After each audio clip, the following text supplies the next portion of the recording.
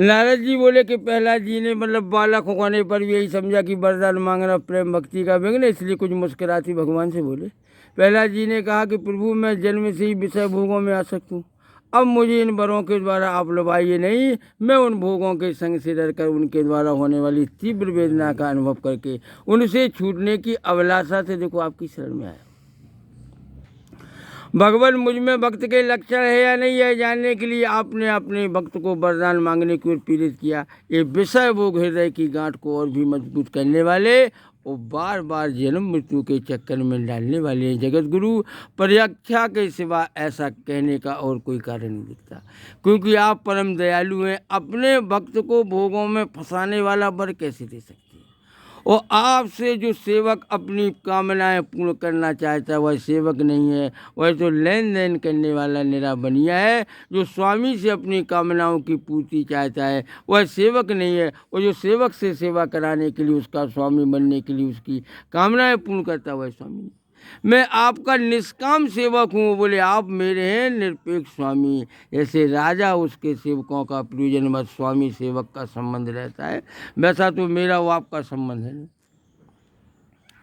मेरे वरदान शिरोमणि स्वामी, यदि आप मुझे मैं मांगा वर देना ही चाहते तो यह वर दीजिए कि मेरे हृदय में कभी किसी कामना का बीज ही देखो अंकुरित न हो। हृदय में किसी भी कामना के उदय होती इंद्रिय मन प्राण देह धर्म धैर्य बुद्धि लज्जा श्री तेज स्मृति सती सब के सब नष्ट हो जाते हैं। कमल ने जिस समय मनुष्य अपने मन में रहने वाली कामनाओं का देखो परित्याग कर देता, उसी समय वह भगवत स्वरूप को प्राप्त कर लेता। भगवान आपको नमस्कार है। आप सबके हृदय में विराजमान उदार शिरोमणि स्वयं परब्रह्म में अद्भुत नृसिंह रूपधारी श्री हरि के चरणों में मैं बार बार प्रणाम करता हूँ। तो श्री नरसिंह भगवान ने कहा कि पहला तुम्हारे जैसे मेरे एकांत प्रेमी इस लोक अथवा परलोक की किसी भी वस्तु के लिए कभी कोई कामना नहीं करते, फिर भी अधिक नहीं केवल एक मनमंत्र तक मेरी प्रसन्नता के लिए तुम इस लोक में देवताधिपतियों के समग्र भोग स्वीकार। एक मनमंत्र, एक मनमंत्र की आयु 30 करोड़ वर्ष है। समस्त प्राणियों के हृदय में यज्ञों के भोक्ता ईश्वर रूप से मैं ही देखो विराजमान हूँ। तुम अपने हृदय में मुझको देखते रहना, मेरी लीला कथाएं जो तुम्हें अत्यंत प्रिय सुनते रहना, समस्त कर्मों के द्वारा मेरी आराधना करना। इस प्रकार अपने प्रारब्ध कर्म का बोले क्षय कर देना। भोग के द्वारा पुण्य कर्मों के फल और निष्काम पुण्य कर्मों के द्वारा पाप का नाश करते हुए समय पर शरीर का त्याग करके समस्त बंधनों से मुक्त होकर तुम मेरे पास आ जाओगे। देवलोक में भी लोग तुम्हारी विशुद्ध कीर्ति का गान करेंगे। तुम्हारे द्वारा की हुई मेरी इस स्तुति का जो मनुष्य कीर्तन करेगा और साथ ही मेरा और तुम्हारा स्मरण भी करेगा, वह समय पर कर्मों के बंधन से मुक्त हो जाएगा। तो प्रहलाद जी ने कहा कि परमेश्वर आप वर देने वालों के स्वामी हैं, आपसे बोले मैं एक बार और मांगता हूं। तो नृसिंह भगवान प्रहलाद जी से बोलो कि मांगो। कि बोले मेरे पिता ने जो आपकी ईश्वरी तेज को सर्वशक्तिमान चराचर गुरु स्वयं आपको न जानकर आपकी बड़ी निंदा की, इस विष्णु ने मेरे भाई को मार डाला। ऐसी मिथ्या दृष्टि रखने के कारण पिताजी क्रोध के वेग को सहन करने में असमर्थ हो गए। इसी से उन्होंने आपका भक्त होने का कारण मुझसे द्रोह किया। दीनबंधु, यद्यपि आपकी दृष्टि पड़ते ही वे पवित्र हो चुके, फिर भी बोले मैं आपसे प्रार्थना करता हूँ कि उस जल्दी नाश न होने वाले दुष्टर दोष से मेरे पिता शुद्ध हो जाएं। तो श्री नरसिंह भगवान ने कहा कि निष्पाप प्रहलाद, तुम्हारे पिता स्वयं पवित्र होकर तर गए, इसकी तो बोली बात ही क्या है। यदि उनकी 21 पीढ़ियों के पितर होते तो उन सबके साथ बोले वे भी तर जाते, क्योंकि तुम्हारे जैसा कुल को पवित्र करने वाला पुत्र उनको प्राप्त हुआ। मेरे शांत समदर्शी सुख से सदाचार पालन करने वाले प्रेमी भक्तजन जहाँ जहाँ निवास करते, वे स्थान चाहे कीकट ही क्यों न हो पवित्र हो जाते। देवराज, मेरे भक्ति भाव से जिनकी कामनाएं नष्ट हो गई वे सर्वत आत्मभाव को प्राप्त हो जाने का छोटे बड़े किसी भी प्राणी को किसी प्रकार से भी कष्ट न पहुँचाते। और संसार में जो लोग तुम्हारे अनुयायी होंगे वे भी मेरे भक्त हो जाएंगे। बेटा, तुम मेरे सभी भक्तों के देखो आदर्श हो। प्रहलाद जी सब भक्तों के सिरमोर है, नहीं सिरमोर। कि नाम जपत प्रभु कीन प्रसादु, तो भगत सिरो मन भय पहलादू।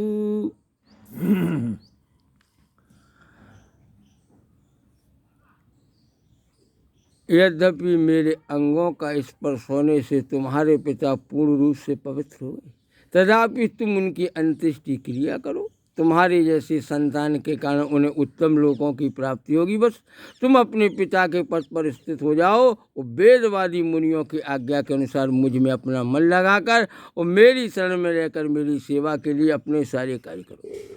नारद जी बोले कि युधिष्ठिर, भगवान की आज्ञा के अनुसार प्रहलाद जी ने अपनी पिता की अंत्येष्टि क्रिया की। इसके बाद श्रेष्ठ ब्राह्मणों ने उनका राज्याभिषेक किया। इसी समय देवता ऋषि आदि के साथ ब्रह्मा जी ने नृसिंह भगवान को प्रसन्न वदन देखकर मतलब पवित्र वचनों द्वारा उनकी स्तुति की, उन्हें सेवाद्वार कही। ब्रह्मा जी ने कहा कि देवताओं के आराध्य देव, आप सर्वंतर्यामी जीवों के जीवनदाता मेरे पिता है। यह पापी दैत्य लोगों को बहुत सता रहा था। यह बड़े सौभाग्य की बात है कि आपने इसे मार डाला। मैंने इसे वर दिया था कि मेरी सृष्टि का बोले कोई भी प्राणी तुम्हारा वध न कर सकेगा। बोले इससे यह मतवाला हो गया। तपस्या योग बल के कारण उस संकल होकर इसने वेद विधियों का उच्छेद कर दिया। यह भी बड़े सौभाग्य की बात है कि इसके पुत्र परम भागवत शुद्ध हृदय नन्हे से शिशु प्रहलाद को आपने मृत्यु के मुख से छुड़ा दिया। तथा यह भी बड़े आनंद और मंगल की बात है कि वह अब आपकी शरण में भगवान। आपके इस नृसिंह रूप का ध्यान जो कोई एकाग्र मन से करेगा उसे यह सब प्रकार के भयों से बचा लेगा। यहाँ तक कि मारने की इच्छा से आई मृत्यु भी उसका कुछ नहीं बिगाड़ सकेगी। तो श्री नृसिंह भगवान बोले, ब्रह्मा जी आप देवताओं को बोले ऐसा वर न दिया करें। जो स्वभाव से ही क्रूर है उनको दिया हुआ वर तो वैसा ही है जैसा सांपों को दूध पिलाना। नारद जी कहते युधिष्ठिर, नृसिंह भगवान इतना कहकर और ब्रह्मा जी के द्वारा की हुई पूजा को स्वीकार करके वही अंतर्ध्यान समस्त प्राणियों के लिए अदृश्य हो गए। इसके बाद प्रहलाद जी ने भगवत स्वरूप ब्रह्मा शंकर की प्रजापति देवताओं की पूजा कर माथा टेक कर प्रणाम किया। तब शुक्राचार्य आदि मुनियों के साथ ब्रह्मा जी ने प्रहलाद जी को समस्त दानव और देवताओं का अधिपति बना दिया। फिर ब्रह्मा आदि देवताओं ने प्रहलाद का अभिनंदन किया, उन्हें शुभ आशीर्वाद दिए। प्रहलाद जी ने भी यथायुग सबका सत्कार किया और वे लोग सब अपने अपने लोकों को चले गए। युधिष्ठिर, इस प्रकार भगवान के वे दोनों पार्षद जय और विजय मतलब दिति के पुत्र हो गए। वे भगवान से बैरभाव रखते थे। उनके हृदय में रहने वाले भगवान ने उनका उद्धार करने के लिए उन्हें मार डाला। ऋषियों के लोगों सांप के कारण उनकी मुक्ति नहीं हुई। वे फिर से कुंभकर्ण और रावण के रूप में राक्षस हुए। उस समय भगवान श्री राम के पराक्रम से बोले उनका अंत हुआ। युद्ध में भगवान राम के बाणों ने उनका कलेजा फट गया। वहीं पड़े पड़े पूर्व जन्म की बात भगवान का स्मरण करते करते उन्होंने अपने शरीर छोड़े। वे ही अब इस युग में देखो शिशुपाल और दंत भक्त के रूप में पैदा हुए। अच्छा, भगवान के प्रति बैरभाव होने के कारण तुम्हारे सामने भी उनमें समा गए युधिष्ठिर। श्री कृष्ण से मतलब शत्रुता रखने वाले सभी राजा अंत समय में श्री कृष्ण के स्मरण से तद्रूप होकर देखो अपने पूर्व के पापों से सदा के लिए मुक्त हो गए। जैसे भिंगी के द्वारा पकड़ा हुआ कीड़ा वैसे ही उसका स्वरूप प्राप्त करेगा। जिस प्रकार भगवान के प्यारे भक्त अपनी भेदभाव रहित और आनंद मतलब भक्ति के द्वारा भगवत स्वरूप को प्राप्त कर लेते, वैसे शिशुपाल आदि नरपति भी भगवान के बैरभाव जनक अनन्य चिंतन से भगवान के स्वरूप को प्राप्त हो गए। नारद जी बोले कि युधिष्ठिर, तुमने मुझसे पूछा था कि भगवान से द्वेष करने वाले शिशुपाल आदि को उनके स्वरूप की प्राप्ति कैसे हुई। तो बोले उसका उत्तर तो मैंने दे दिया। और ब्रह्मदेव परमात्मा श्री कृष्ण का यह परम पवित्र अवतार चरित्र है। इसमें हिरणाक्ष और हिरण्यकशिपु इन दोनों देवताओं के वध का वर्णन है। इस प्रसंग में भगवान के परम भक्त प्रहलाद का चरित्र, भक्ति, ज्ञान, वैराग, संसार की सृष्टि स्थिति प्रलय के स्वामी श्री हरि के यथा स्वरूप तथा उनके दिव्य गुण एवं लीलाओं का वर्णन है। इस आख्यान में देवता और देवताओं के पदों में काल के क्रम से जो महान परिवर्तन होता उसका भी निरूपण किया गया है, जिसके द्वारा भगवान की प्राप्ति होती। उस भागवत धर्म का भी वर्णन है। अध्यात्म के संबंध में भी सभी जानने योग्य बातें इसमें भगवान के पराक्रम से पूर्ण इस पवित्र आख्यान में जो कोई पुरुष श्रद्धा से कीर्तन करता सुनता है वह कर्म के बंधन से देखो मुक्त हो जाता। और जो मनुष्य परम पुरुष परमात्मा की है श्री नृसिंह लीला, सेनापतियों से हिरण्यकशिपु का वध और संत शिरोमणि प्रहलाद जी का पावन प्रभाव मतलब एकाग्र मन से पढ़ता सुनता, वह भगवान के अभय पद वैकुंठ को प्राप्त होता है। नारद जी बोले, युधिष्ठिर, इस मनुष्य लोक में तुम लोगों के भाग्य अत्यंत प्रशंसनीय है, क्योंकि तुम्हारे घर में साक्षात ब्रह्म परमात्मा मनुष्य का रूप धारण करके गुप्त रूप से निवास करते। इसी से सारे संसार को पवित्र कर देने वाले ऋषि मुनि बार बार उनका दर्शन करने के लिए चारों ओर से तुम्हारे पास आया करते। बड़े बड़े महापुरुष निरंतर देखो जिनको ढूंढते रहते हैं, जो माया के लेस से रहित परम शांत और परमानंद स्वरूप परब्रह्म परमात्मा है, वे ही देखो तुम्हारे प्रिय हितैषी ममेरे भाई पूज्य आज्ञाकारी गुरु और स्वयं आत्मा श्री कृष्ण है। शंकर ब्रह्मा आदि भी अपनी सारी बुद्धि लगाकर वे यह इस रूप में देखो उनका वर्णन नहीं कर सके।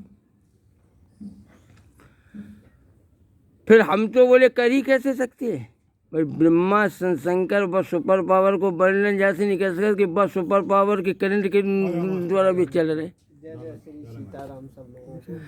इस रूप में उनका वर्णन नहीं करते। पर हम तो कर ही कह सकते, हम तो मौन भक्ति और संयम के द्वारा पूजा करते हैं। कृपया हमारी यह पूजा स्वीकार करके भक्त वत्सल लोगों भगवान हम पर प्रसन्न हो।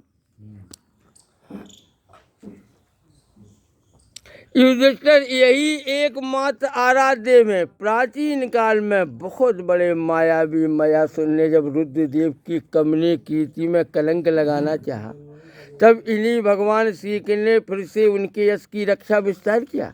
तो राजा युधिष्ठिर ने पूछा कि नारद जी, मैं दानव किस कार्य में जगदीश और रुद्रदेव का यश नष्ट करना चाहता था? ओ भगवान श्री कृष्ण ने किस प्रकार उनके यश की रक्षा की, आप कृपा करके बतलाइए। नारद जी ने कहा कि एक बार इन्हीं भगवान श्री कृष्ण से शक्ति प्राप्त करके देवताओं ने युद्ध में असुरों को जीत लिया। उस समय सब असुर मायावियों के परम गुरु सब मैदान की शरण में गए। शक्तिशाली मयासुर ने सोने चांदी लोहे के 3 विमान बना दिए। वे विमान क्या थे? 3 पुर थे, इतने विलक्षण थे कि उनका आना जाना जान नहीं पड़ता था। उनमें अपर में सामग्रियां भरी हुई थी। युधिष्ठिर, दैत्य सेनापतियों के मन में तीनों लोक और लोकपतियों के प्रति वैरभाव तो था ही, अब उसकी याद करके उन तीनों मतलब विमानों के द्वारा भी उनमें छिपे रहकर सबका नाश करने लगे। तब लोकपालों के साथ सारी प्रजा भगवान शंकर की शरण में गई और उनसे प्रार्थना की कि प्रभु, त्रिपुर में रहने वाले असुर हमारा नाश कर रहे हैं, हम आपके अतः देवादिदेव आप हमारी रक्षा कीजिए। उनकी प्रार्थना सुनकर भगवान शंकर ने कृपापूर्ण शब्दों में कहा, बोले डरो मत। फिर उन्होंने अपने धनुष पर बाण चलाकर तीनों पुरों पर छोड़ दिया। उनके उस बाण से सूर्यमंडल से निकलने वाली किरणों के समान अन्य बहुत से बाण लगे, उनमें से मानो आग की लपटें निकलेंगी। उनके कारण उन पुरों का दिखना बंद हो गया। उनके स्पर्श से सभी विमानवासी निष्प्राण होकर गिर पड़े। महामायावी में बहुत से उपाय जानता था। वह इन दैत्यों को उठा लाया और अपने बनाए हुए अमृत के कुएं में डाल दिया। उस सिद्ध अमृत रस का स्पर्श होते ही असुरों का शरीर अत्यंत तेजस्वी और वज्र के समान सुदृढ़ हो गया। वे बादलों को विलीन करने वाली बिजली की आग की तरह मतलब उठ खड़े हुए। इन्हीं भगवान श्री कृष्ण ने जब देखा कि महादेव जी तो अपना संकल्प पूरा न होने का उदास हो गए, तो उन असुरों पर विजय प्राप्त करने के लिए इन्होंने एक युक्ति की। यही भगवान विष्णु उस समय गौ बन गए और ब्रह्मा जी बोले मतलब बछड़ा बन गए।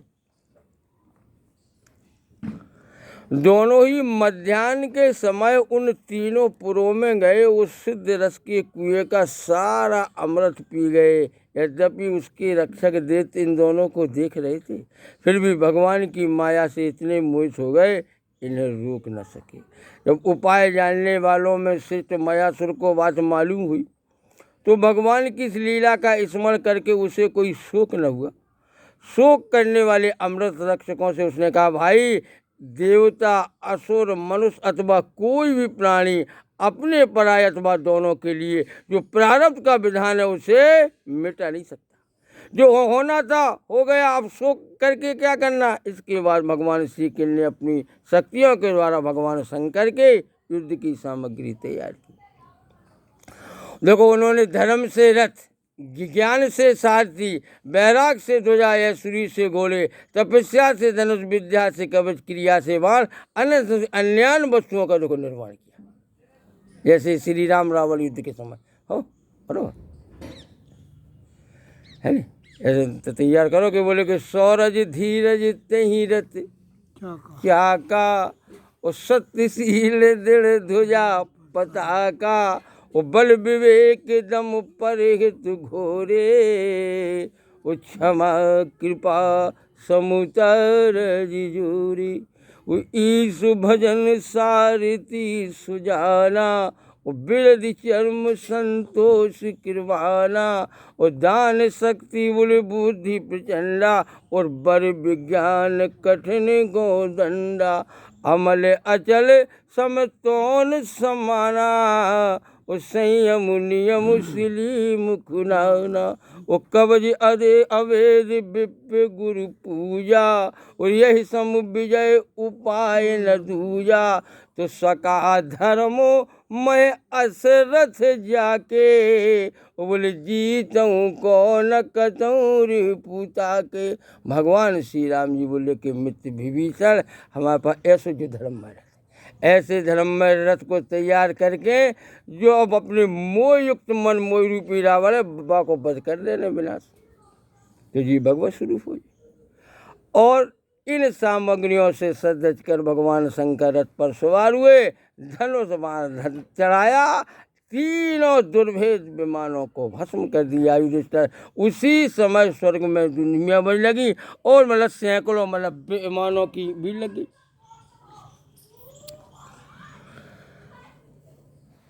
देवता ऋषि पितर सिद्धेश्वर आनंद से जय जयकार करती हुई पुष्पों की वर्षा करने लगे, अप्सराएं नाचने गाने लगी। युधिष्ठिर इस प्रकार उन तीनों पुरों को जलाकर भगवान शंकर ने पुरारी की देखो पदवी प्राप्त की। और ब्रह्मात्मियों की स्तुति सुनते अपने धाम को चले गए। आत्मस्वरूप जगत गुरु भगवान श्री कृष्ण इस प्रकार अपनी माया से जो मनुष्यों की सी लीलाएं करते हैं, ऋषि लोग उन्हीं अनेकों मलक लोक पावन लीलाओं का गान क्या करते, बताओ मैं तुम्हें और क्या सुनाऊं। बोलो वृंदावन बिहारी लाल की जय, जय श्री सद्गुरु भगवान की। कह मुनि से हेमवंत सुन,